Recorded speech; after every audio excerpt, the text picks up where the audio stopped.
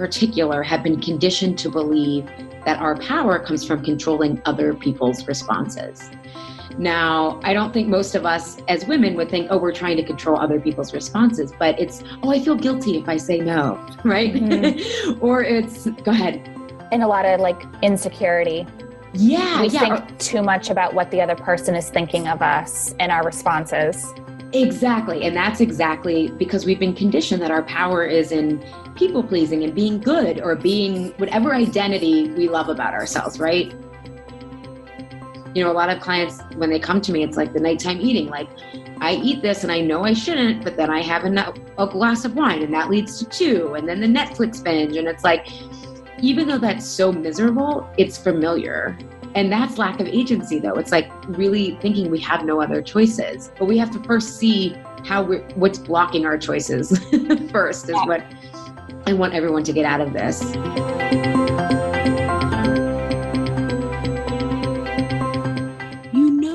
Battling food in your body doesn't work. You want to love and accept yourself. And because you're insatiable, you want results too. You bring the same intensity to your life, wanting to maximize your time, potential, and experiences you have here on our beautiful and wondrous planet Earth. Fair warning, it will be a roller coaster. But for those insatiable, this is your prime time to thrive. Here's to saying yes to the hunger of wanting it all. I'm your host, Ali Shapiro, who is dedicated to pioneering a saner and more empowering approach to health and weight loss. Welcome to episode 73 of the Insatiable podcast. Why is no one talking about agency and out-of-control eating?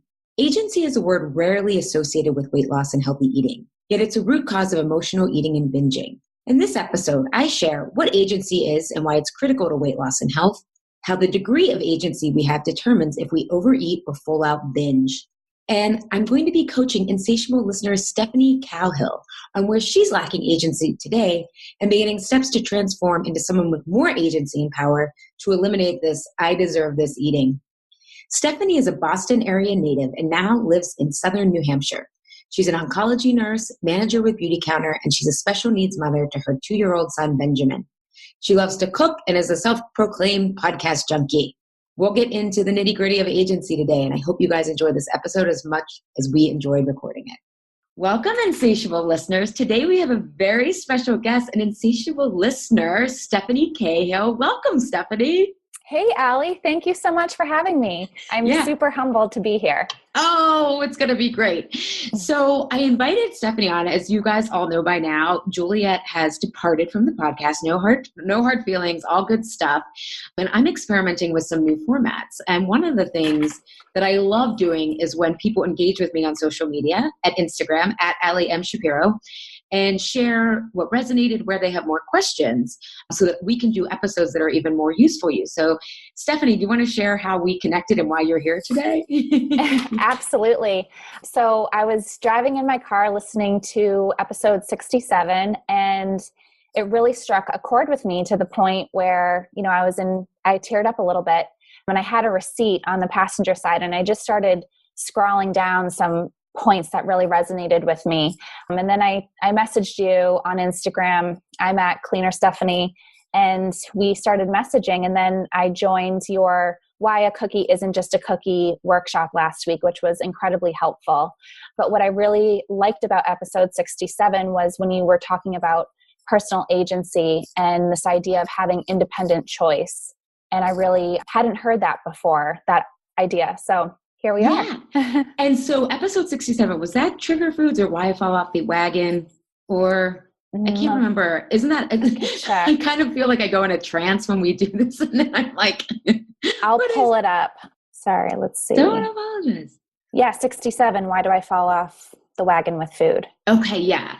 So you set up the definition really well. And so what we want to talk about today and why Stephanie's here is I want to go a little bit more in depth of why agency matters and how our stories cause what we may think of as emotional eating. We'll talk about it in relation to binging, but it's a very new concept to be introduced into the health conversation, I think. So I wanted Stephanie to be here to ask the follow-up questions. And then also she has given us permission to share her story and help her work through and what agency would look like in her story.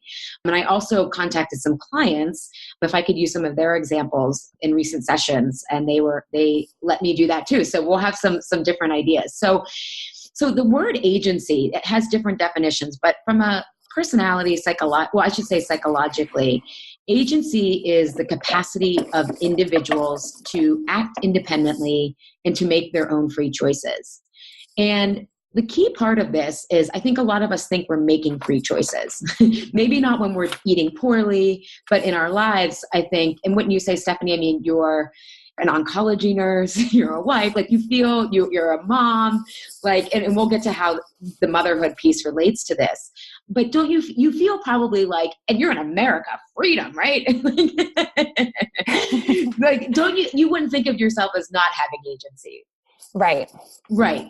But the trick is that independent to act independently. And what happens is we have these structures in life that are what we would call cultural conditioning, such as social class, religion, gender, ethnicity, customs. And they determine or limit how much agency we believe we have. So women, on a food level, body level, we are conditioned to believe that we are only, we can only take up space if we're a size 4 or a 2, but then you're too thin, right? So there is this idea that we have agency, but we're largely controlled in ways that we don't want to be controlled or we don't know we're being controlled. So an example that I will use in my own life was when I first started on my own path was, I was diagnosed with depression, irritable bowel syndrome, acne, all this stuff. And I didn't realize I had agency over these symptoms. So I just went to the doctor and thought my choices were what medication I was going to take, right? I have a really similar story too to that. Oh, yeah. And that was part of, go ahead. Yeah, no, sorry, I didn't mean to cut you off. About 9 months ago, I was just kind of between a rock and a hard place. 2 years after the birth of my son, who was born with some special needs and developmental delays. And I was working night shift. I was exhausted. My body was depleted. And I went to my doctor and, she prescribed me an antidepressant and kind of sent me on my way. And I just felt like thanks, but no thanks. And there's something more here and same thing. I struggled with acne and just digestive issues, very low energy and just not feeling like myself. So I cleaned up my diet. That was like step number 1. And now I'm feeling so much better thanks to agency, but I don't think I really realized that's what it was until that podcast that we're expanding upon now. Yeah. Well, I think that's so important to know it's a thing, because then you start questioning, where am I not making independent choices, or where do I have choices that I don't know exist yet? And anytime I think we feel stuck or something like what happened with you is like, no, there's more to the story. And I think a lot of times we get these intuitive ideas, but then we think they're crazy or like, or we're just like, for me with acne, I tried antibiotics in high school, which now I cringe at, knowing acne is a digestive challenge. Me too. I know. Then I did Accutane in college, and then it was like, oh my God, there's a class action lawsuit against Accutane now. But this is this idea of, we think we're making choices by choosing different medications, but really there's a whole other dimension. And that's healthcare.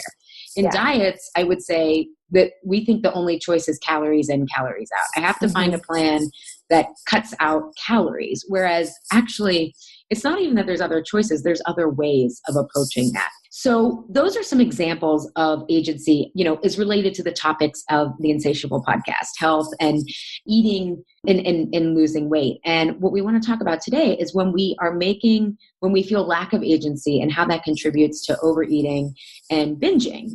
And the reason, and I want to say I don't like to put men and women in categories altogether. However, as a rule, women in particular have been conditioned to believe that our power comes from controlling other people's responses. Now, I don't think most of us as women would think, we're trying to control other people's responses, but it's, I feel guilty if I say no, right? Mm-hmm. Or it's, go ahead. And a lot of like insecurity. Yeah. We think too much about what the other person is thinking of us and our responses. Exactly. And that's exactly because we've been conditioned that our power is in people pleasing and being good or being whatever identity we love about ourselves, right? Oh, she's the healthy one, or she's the socially conscious one, or, whatever that is. And those aren't necessarily bad things to be.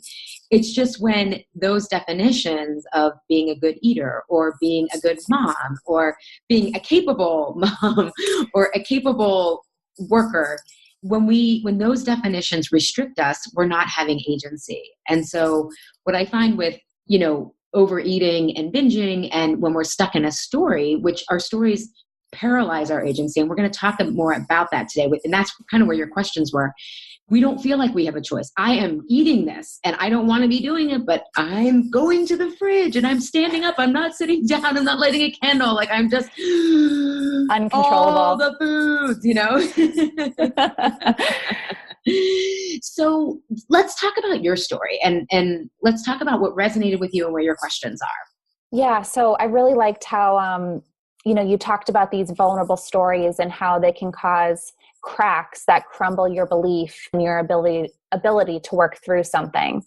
And I kind of scratched this out during the workshop last week, but historically, I think I've held on to some stories of my life, including, my parents had an extremely messy divorce. I moved several times in childhood, and also addiction and mental health issues run on both sides of my family. So those are kind of some of my historical stories that I think from a young age, I've definitely turned to food as comfort or reward, and then presently just the stressors of being a special needs mother and sometimes being in that state of overwhelm, which you also talk about a lot on the podcast, and that really resonates with me. So, historically those stories, and then my present story. And then I liked how you also mentioned that binging or overeating is the accumulation of the tension of our story. And that really struck a chord with me. Yeah. So let's give it, so from the Cookie Isn't Just a Cookie workshop, what rough draft outline what is underneath the tension that's underneath? So your stories which aren't just stories, the reality. Your parents went through a messy divorce, mental health and addiction issues. You moved a lot. And now you have this other, being a special needs mom, you're once again, basically everything is new and chaotic again. So what's the underneath feeling that triggers that sense of chaos? And if things are chaos, then what's that baseline of that story? Like underneath all those stories, I guess is what I'm asking. I guess it's just the feeling of instability. Okay. So if I feel instability, then it just is not peaceful, and you kind of lose your cool sometimes, or it's just hard to move forward. Okay. So the story then, this is great. And we'll use this. And again, I always tell with clients, this is a rough draft. Yeah. And in Truth with Food, we spend the whole first month clarifying it. But if I feel instability, things aren't peaceful. And if things aren't peaceful, then what was the effect of if things aren't peaceful? I can't move forward? Yeah. Or it just feels out of control. Okay. Sometimes. And that feeling of overwhelm, builds up. Okay. And some of it's physical stressors, like physically being absolutely exhausted, and by the end of my day, my willpower can sometimes just be shot by the sheer fact that I'm tired. But then there's also that emotional fatigue as well. Yeah. And I'm glad you bring that up, because our underlying story creates a chronic tension that exhausts us. And it doesn't mean that we don't have a lot on our plate, but often we're doing a lot of, Carlos and I call it the approval monkey behaviors that we don't even know we're doing. I'm kind of like, please like me. I want gold stars, Yeah.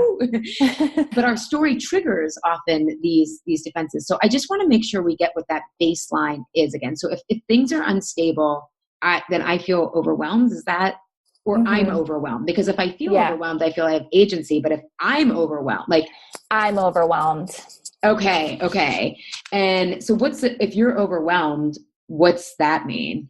I just have, I'll just grab what's convenient, what's easy, what I'm craving, whether that be salty or sweet, sometimes both. So just not making the healthiest choice at the time, and then feeling badly after. Yeah. What is, though, let's think below food. So let's think back to, and if I feel instability, I'm overwhelmed.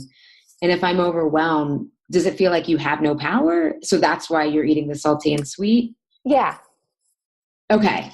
Because I bet growing up, you didn't have power, right? Like you were at the mercy of your parents. Right. Yeah. A lot of things were out of my control. So, as the oldest sibling of 3, I feel like I was always searching or wanting stability. Okay. And did you try to take that on for your siblings? At times, yes. Okay.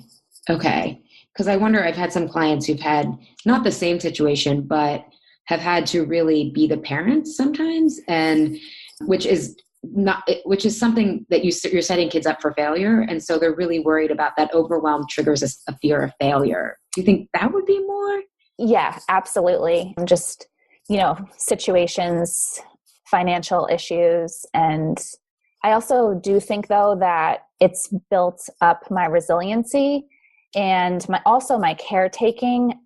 From a young age, I knew that I wanted to become a nurse. So there's also been a lot of blessings in disguise. Yeah. And that's one of the things we talk about in Truths with Food, is that these wounds have birthed so much wisdom and empathy, and there's a lot of gold in them.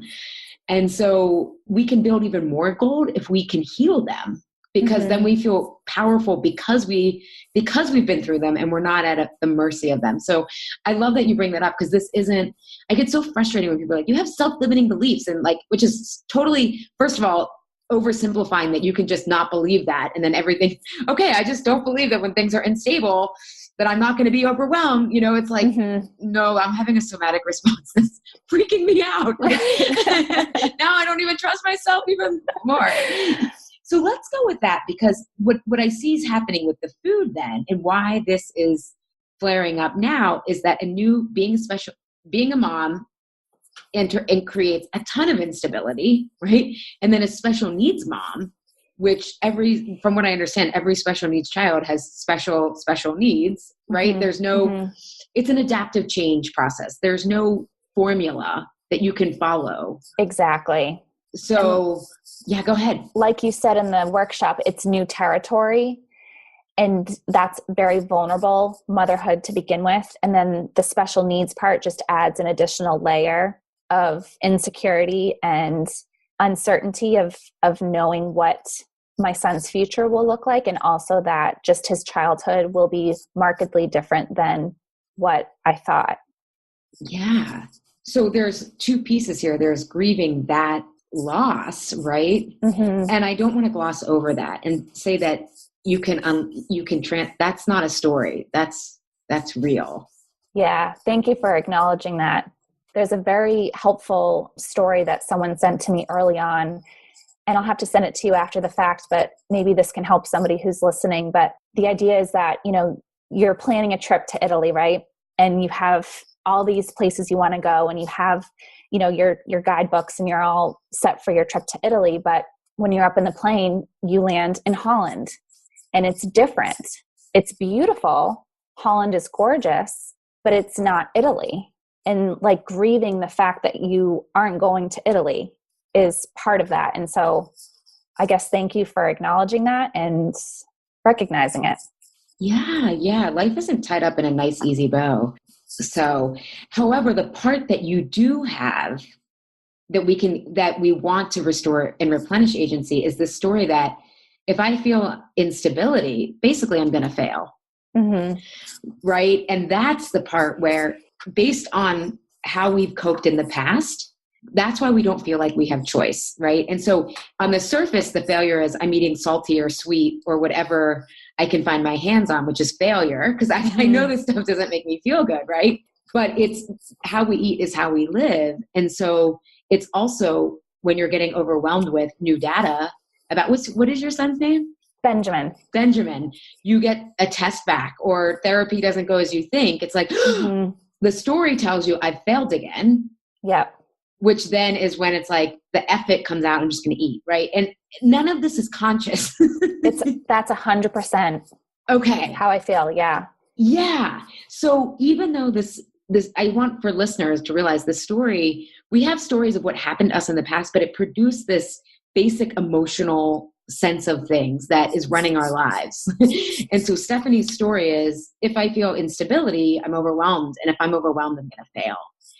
And so what happens is that story, when it is what I call flaring up and really tight, that's when binging. We might go from overeating to binging because it creates a chronic tension, not just around food and how you're trying to eat clean for your digestion and skin and all that stuff, but because it's also now flaring up with Benjamin's unfolding, Mm-hmm. and it probably, with a lot of my clients, I'm not going to put you on the spot with this, but they see more subtle forms of that in their relationships, right? Like, instability looks like, was she mad at me? It may not send them home to eat, but it might wear them out enough that they're like, I said the wrong thing, is their idea of failure because there was a sense of conflict. So Mm-hmm. I share that so that people see like your agency is arrested in all of those things because you don't have any choice there. You're just reacting because you're trying to protect yourself from your story, but it's really, the story is flared up. Is that clear? This is why I need you to ask me if you have any questions. Yeah, no. And it's exhausting. And I totally click with that, feeling self-conscious sometimes or second guessing myself in situations. Yeah. And that's usually driven by our stories. And in our stories, because we are in a stress response defensive position, we never resolve them because we don't know what we want. We know what we don't want, right? I don't want to fail here. I want Benjamin to be what are kind of the thoughts that go through your head around him? Just that, will I get to hear him say, I love you, Mom? Or what will school look like? I just want him to be a happy, well-adjusted, young man. And I know he will be. And he's the most joyful boy you've ever met. So, but like I said, just the uncertainty piece. Yeah.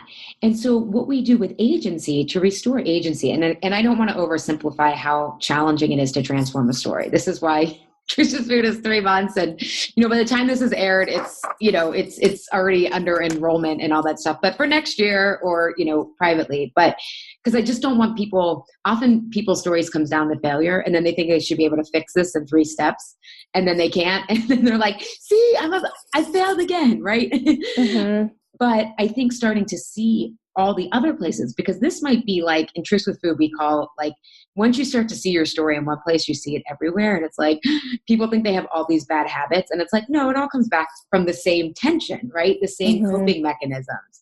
And so what we want to do, and we'll use the example of Benjamin, because I think this is where you find your eating? I should ask you, where do you find the struggle right now? Is it when things don't go as planned or? Yeah, just those bad weeks, like you said, where therapy doesn't go well, or I get a 15-page report, comparing his developmental age much younger, or, we go to the playground and I feel markedly out of place because I can't relate to a lot of other moms in the conversations. And, it's just, I feel different, really different. Yeah. Yeah. And so then, which feels like if you feel different, it feels overwhelming, mm-hmm. which then you probably overanalyze everything because you're looking for failure. Yep, totally. And not failure, but it's different. Different is the failure in that story. Is that clear? Mm-hmm. Yeah, just like out of place.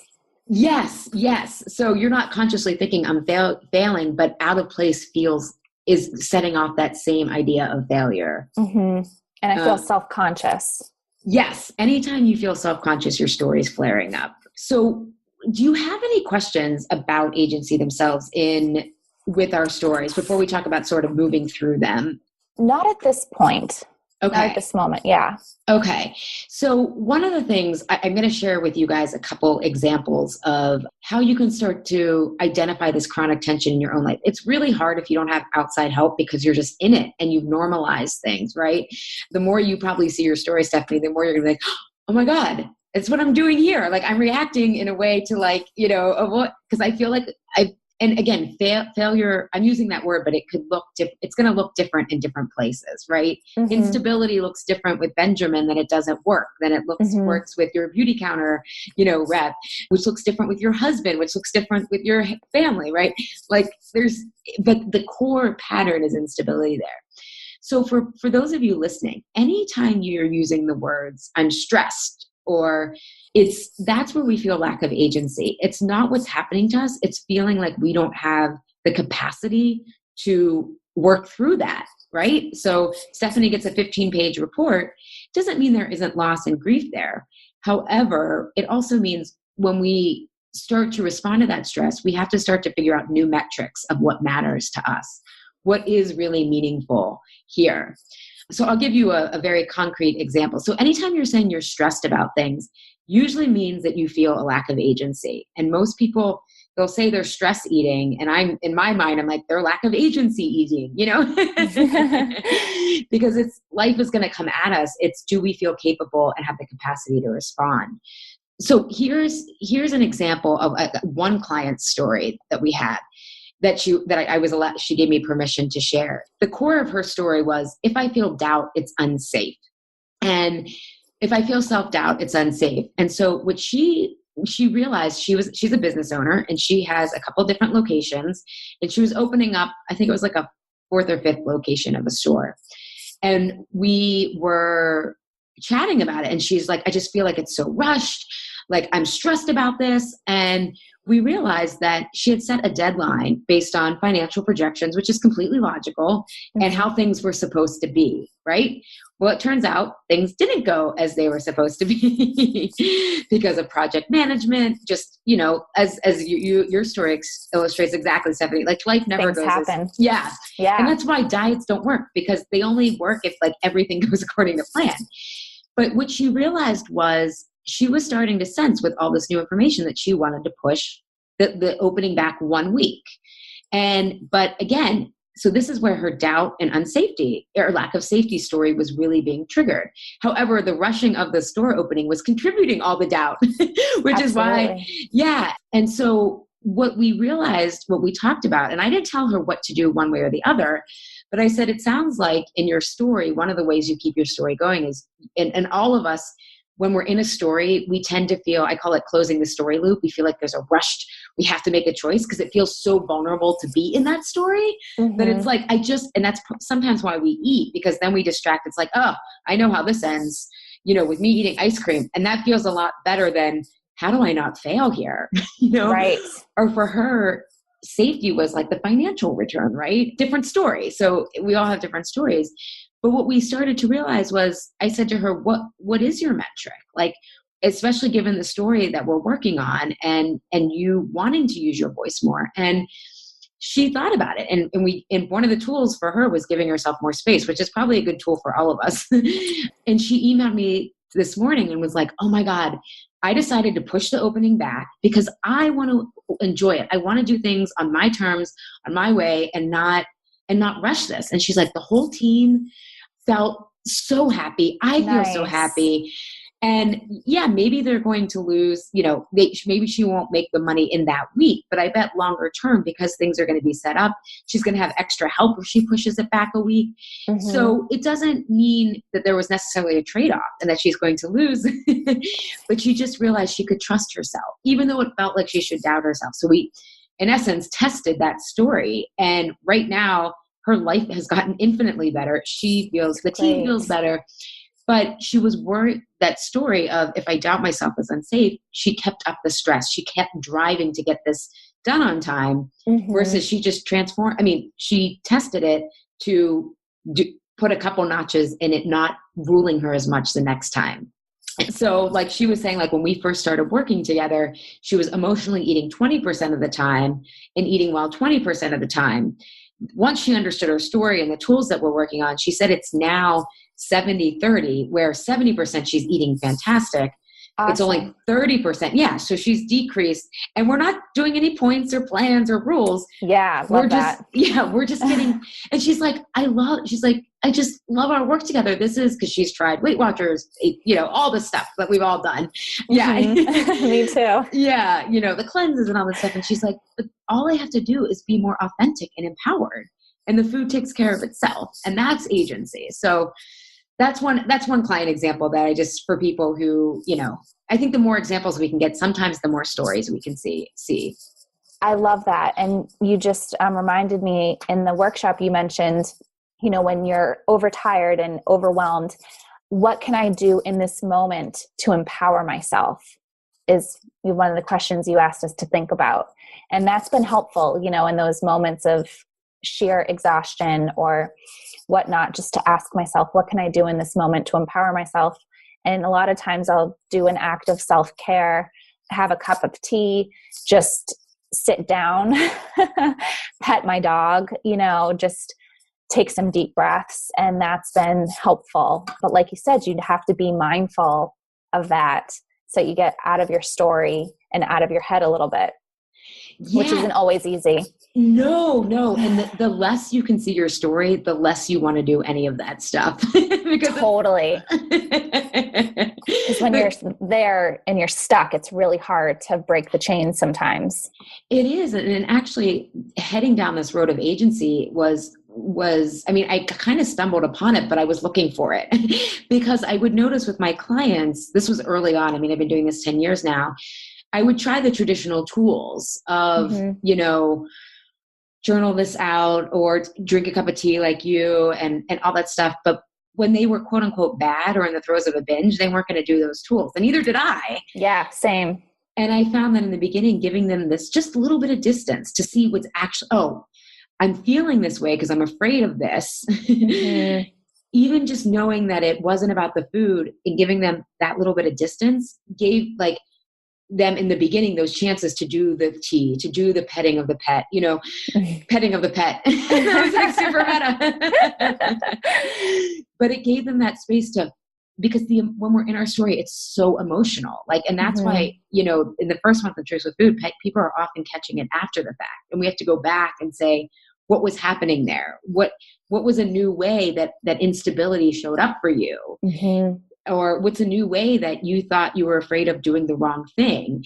Because these mental models that prevent agency have become so normalized, a lot of my clients who run businesses or run teams, they are trying to get their ideas out, yet they don't realize that they're sabotaging themselves by opening everything up for questions in the beginning, right? And then they're like, my voice gets drowned out.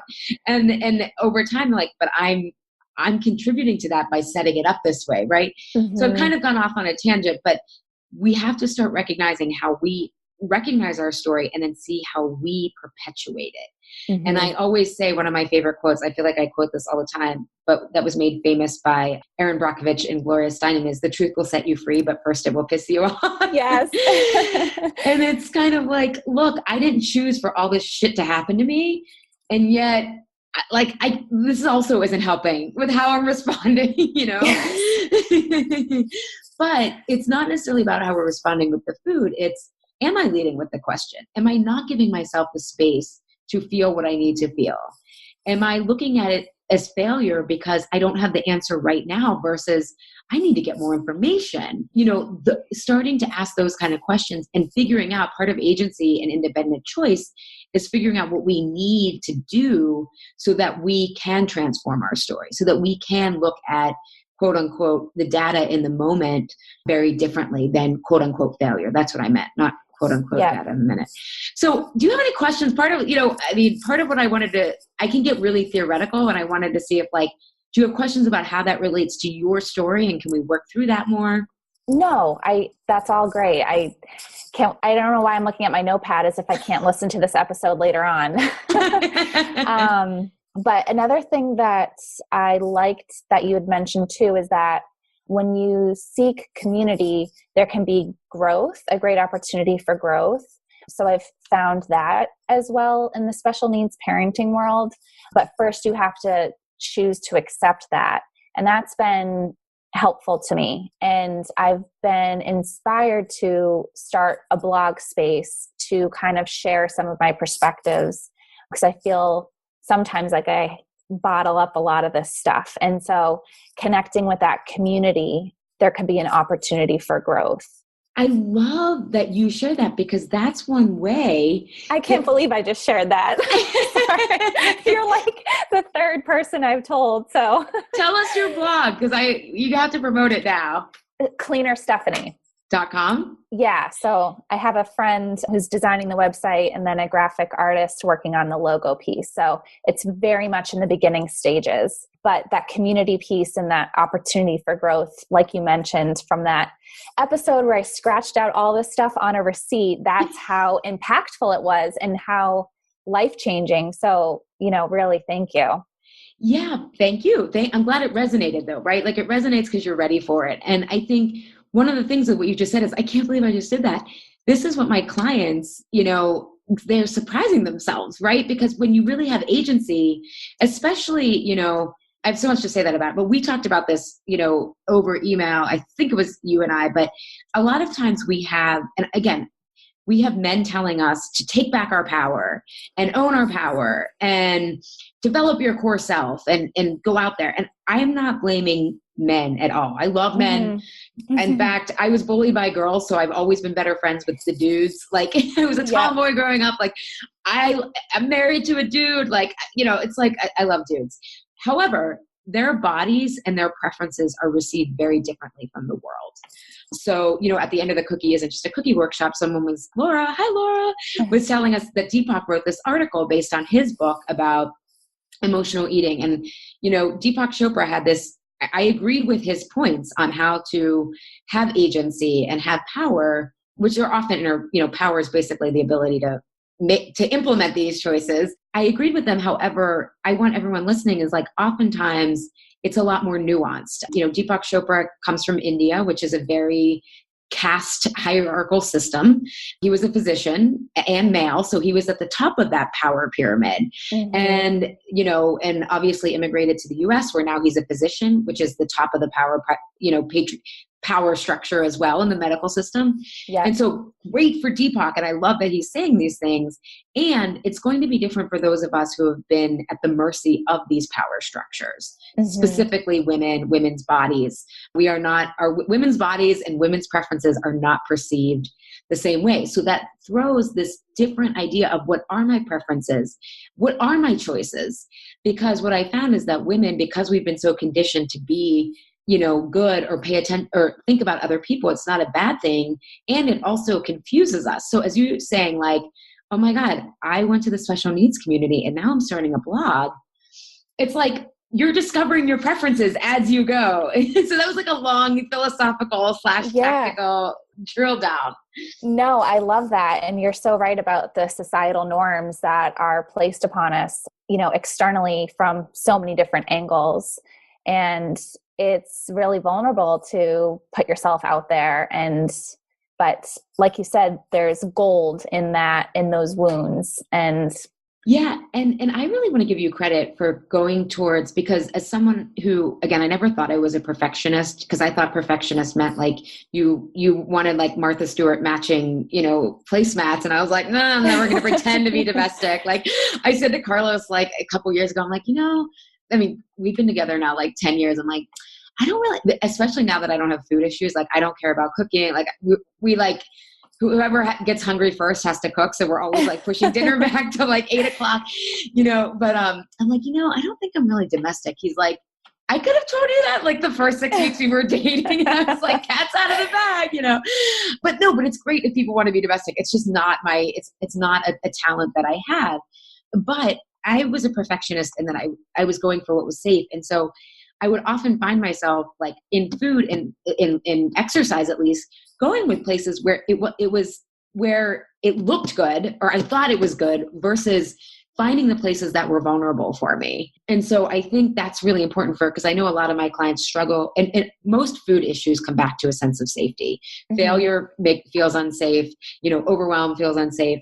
And people may not use that language, but food issues are like first, second, and third chakra issues. Yes. stability, safety. And so we often avoid the very communities or we don't reach out when we need help. And so I want it for everyone listening, if you start to discover your story and where you need that support, look what is so beautiful that you're doing. Like you found intimacy there, right? Like real connection. Yeah. So I found out early on, you know, believe it or not, by joining a Facebook group for parents of children with low muscle tone was really helpful to connect with that community. And I just, so much strength from the other parents. Like you said, I just want to seek more opportunity for that growth and that gold, you know, in our wounds. Well, and I love what you're doing without realizing it is you're challenging your story, right? You are experiencing incredible instability. And rather than saying failure, like feeling like a failure is like shutting down, right? Like when you get results, it's like, oh, I failed. And then part of probably maybe in the past, or maybe this doesn't apply to you, but sometimes with people, how they keep their story going is they shut down. They're like, I'm out, I'm avoiding this, right? Which looks like closing off and sharing. And so then you continue to feel like a failure because you don't get the information you need. And I've totally been there too. Yeah. And I guess one thing that helps me is that I am sort of an eternal optimist. And eventually I'll see, you know, the silver lining, not always, but, you know, I guess I'm seeking that. Yeah. Yeah. Well, and I think too, like in our culture, which is like a very quick fix, right? We like expect results like that. But when I think of love, like I think of Mother Earth love, right? Like there are seasons, right? Like you bury those seeds and like they need a lot of fertilizer, right? Yeah. Spend a lot of time underground. Like I think winter is 6 months here in the East Coast, you know? Yeah. And then you get storms and, you know, all sorts of variables, but then, you know, the season changes and it's bright and sunny and there's beautiful moments in every day. And nature is another thing that helps to really ground me as well. Yeah. And so the more that we heal that story, what I love about this is now you're starting a blog, right? You're actually doing the opposite of shutting down and then saying, see, I was right. Like this is overwhelming. And then falling back on the story of like, I'm going through so much instability. And it doesn't mean that you shouldn't be overwhelmed. It just means, and what am I going to do with this? And even I found with clients, even as they start to release a little bit of that tension, it just gives them some of that energy back from the day that was so drained. So, and then the more they test and the more that they transform that story, because what you're now saying is when I feel instability, I've got this. Mm-hmm. And I've still got to discover how I've got this. And it's restorative, like you said.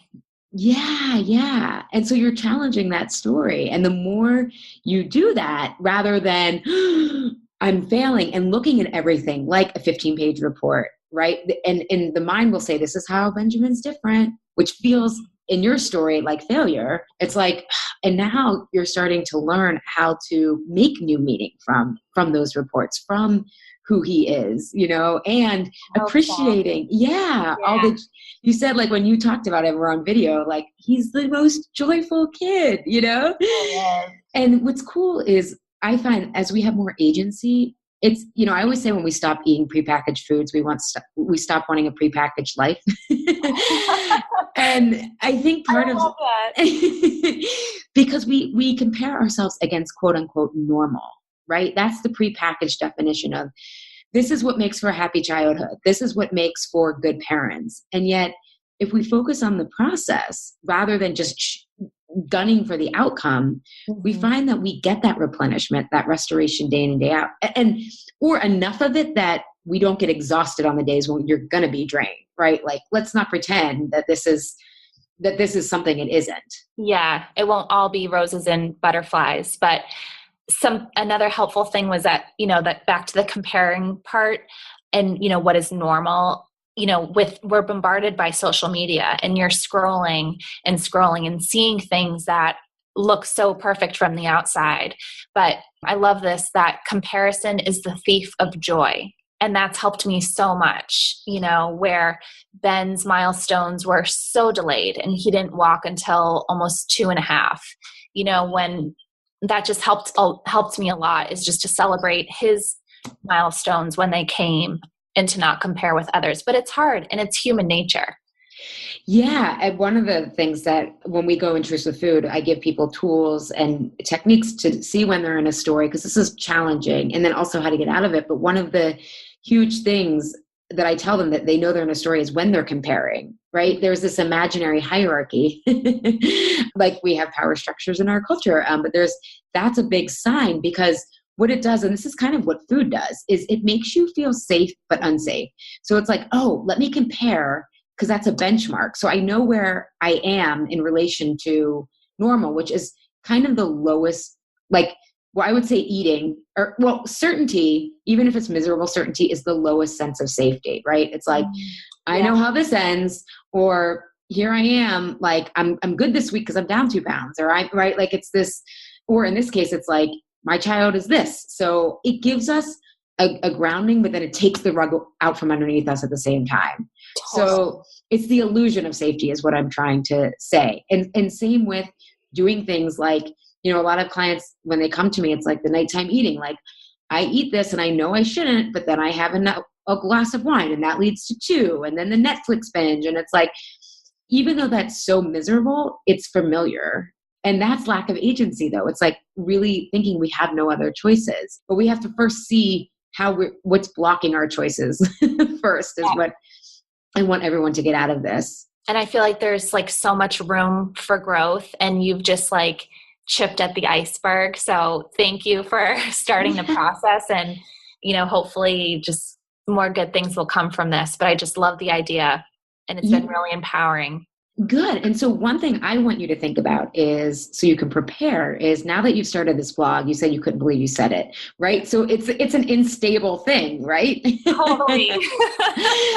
So how are you going to make sure that, because the more stories have hold on us, the less, I call it your inner protector, like how you behave, how you see the world, the patterns that you do when you're in the story. How can you set yourself up, so say like when you start a blog, if you don't hear any feedback, your story is going to say that lack of feedback is failure. Yeah. Because that's what you're waiting for. How are you going to make sure, what metrics matter to you? That's a really good question. And I have thought about this, is, putting stuff out there into the abyss. The internet abyss is really terrifying, but I think I just need to play the long game here and think about, just being true and honest and authentic to myself, and it will pay forward, and just not to get wrapped up, in feedback or, comments or things like that. Yeah. So we'll see. I'm sure I would love any pearls of wisdom, from your experience. Oh my God. In fact, I need to ask Insatiable listeners. I actually really want to grow my platform. I've spent, 8 years in academia, and I'm ready to come out, and I am learning. I'm on a learning curve. Yes, I've done some things well, but I still have so much to learn myself. And I think that's just like, there's not one diet that works for everyone. Everyone's communities are different. You can never really predict. I remember attending this thing about these things that we think these things go viral, but they are highly calculated to go viral. Like, I'm like, oh my God, they paid like $20 million for something to go viral. I'm like, I'm out. Like, I do not have a $20 million budget. So right. Actually, that reminds me, Insatiable listeners, I am looking to really grow and get Insatiable out in my work. So if you have any ideas, I'm asking for help. I usually don't ask for help. I usually say things after they've happened and I've figured them out. So this is my own vulnerability story of I'm not at marketing and social media. So, however, what I think is important though, and I just want to kind of point this out, the same way that those reports that Benjamin gets, or when you're at the playground and you feel different, which feels like, and again, you may come after this podcast episode and realize it's not failure that you feel like, but it's powerlessness or something. Totally. So that's just a stand-in, because the more you start to see it, the more you get fine-tuned it with the words. But you have enough of a working model, is that the same way that you reached out to other parents and communities on Facebook that understood and could help you navigate this data, when we're starting something and like a blog, you may get feedback back from people that feels like criticism, because it's like, I'm powerless. Like, we want to make sure though that you're open to getting the feedback back that will help. And so I'm not giving that to you as like wisdom, as I'm saying more like, this is how our story it's like chokes us basically. It's like, you know, oh my God, silence I take as, and I'm not saying you're going to have silence, but I'm just saying like, if you feel like, oh my God, I didn't get the reaction I wanted versus then also, oh, I got the reaction I didn't want. Right. It's recognizing my story is going to tell me that I'm powerless and that I just have to shut down. Like people have like 3 responses in their stories: fight, flight, or freeze. And I get more into truths of food, like what that looks like, but making sure that you're not doing that response, because that will keep the story going. Yeah. Is that clear? Yes. And okay. I need to definitely digest it. Yeah. And for those of you listening, I want you to think of like as I start to identify my story, do I fight? Am I like, like anger? Most of my clients do a combination of flight and freeze. The freeze is the overanalyzing, the room, oh my God, should I have said something different? Should I have made this decision? Like that kind of freezing. And then the flight is kind of like, I'm out, forget it. Like, I'm just going to shut down. I'm not even going to address this. Right. Yeah. So start to think about how that shows up. You're not going to think I'm fight, flighting, or freezing, but think about the behaviors that you do that in essence are keeping you stuck. And you're responding to something as a stressor when it's not really a stressor, right? Like, I mean, your learning curve with your son is very much a stressor. And though, I think what you're finding is the more you're on the learning curve, those same things that used to stress you out they don't feel so powerless now. You don't feel so powerless in them anymore. Yes. Would you say that's true as you've, gotten more context, as you've reached out to community? Mm-hmm. Yeah. It's helped me get out of my own head and just be more mindful of him and all of his strengths. And, it's still a struggle every day, but, work in progress.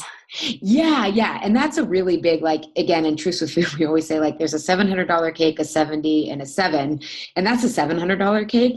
So I would work on your story through the blog, because once you build agency and you restore that core center and make it more resilient and capable, those other things, just the same way that like, I'm sure you look back on your life 10 years ago and you're like, I can't believe what stressed me out, Oh yeah. Yeah. Traffic. I remember like when Ben was in the NICU and we were stuck in terrible traffic in Boston.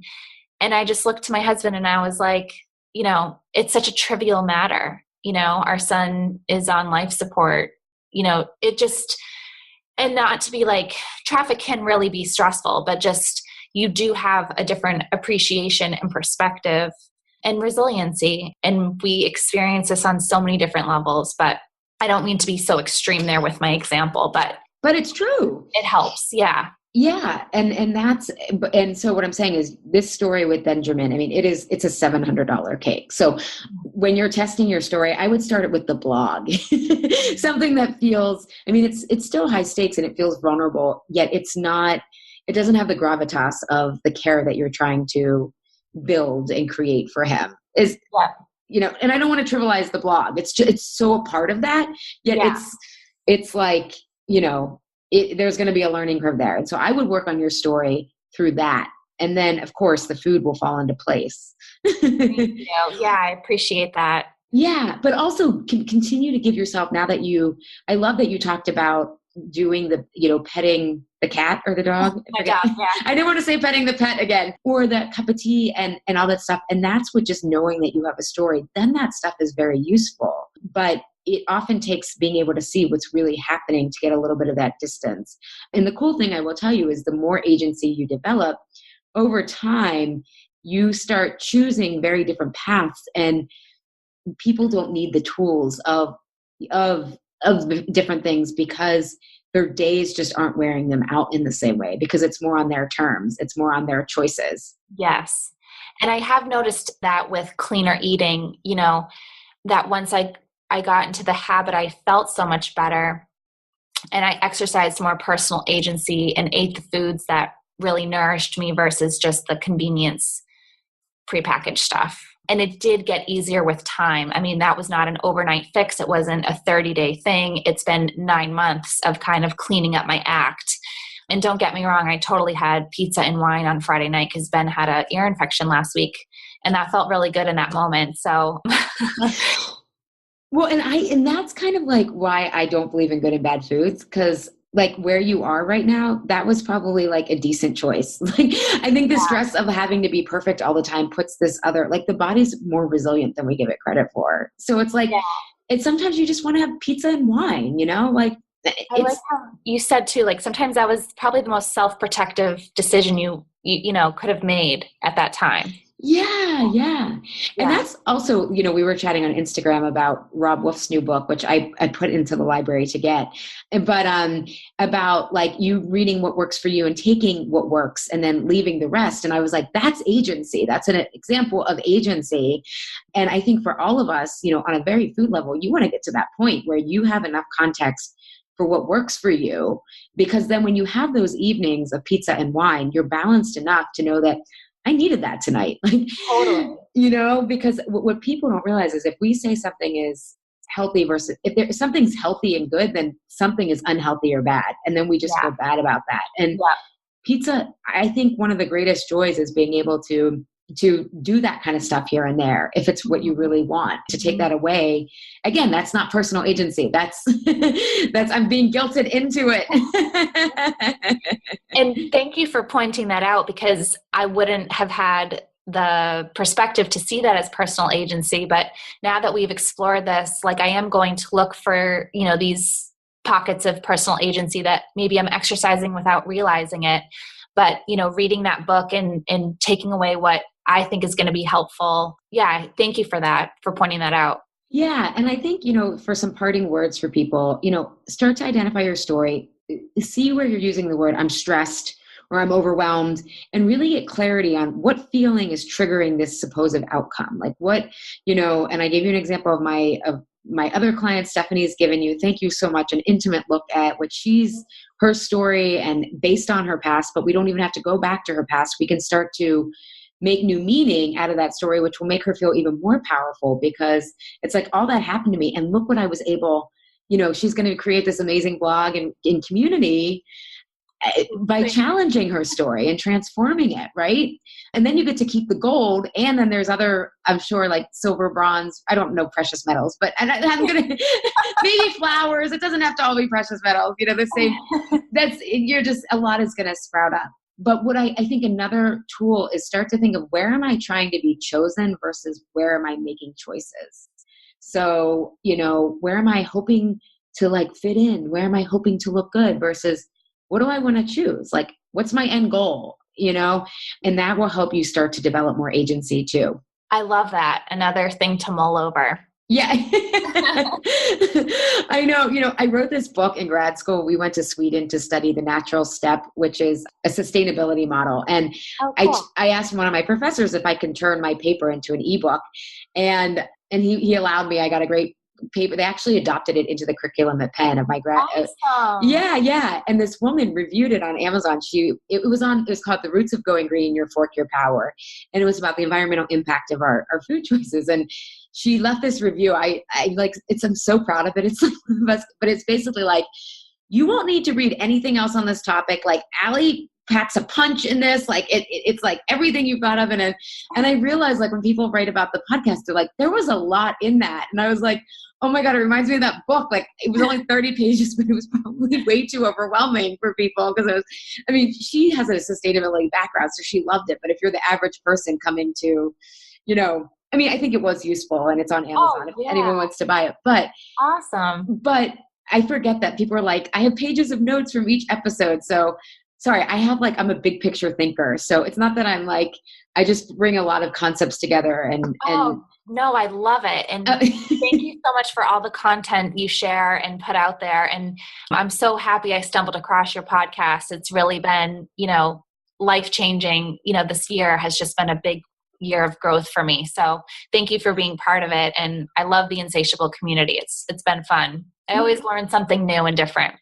Good. Well, I'm honored to have you. I keep saying we, Juliet, and in spirit, she's wishing us well. Love her too. So thank you so much, Stephanie. Where can people find you? Thank you, Allie. I'm most active on Instagram at Cleaner Stephanie, STEPHANIE.